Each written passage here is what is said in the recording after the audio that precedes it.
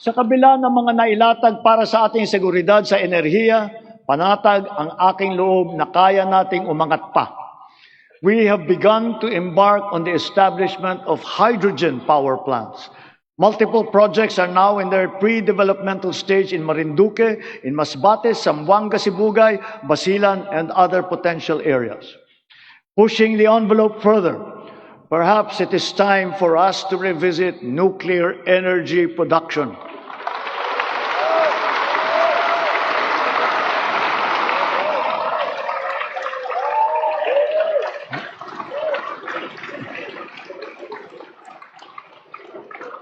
After all, we are already using nuclear energy in the fields of medicine, in agriculture, water filtration, and the upcycling of plastic.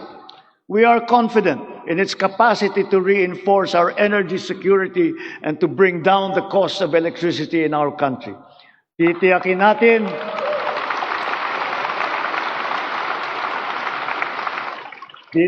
natin ito ay ligtas.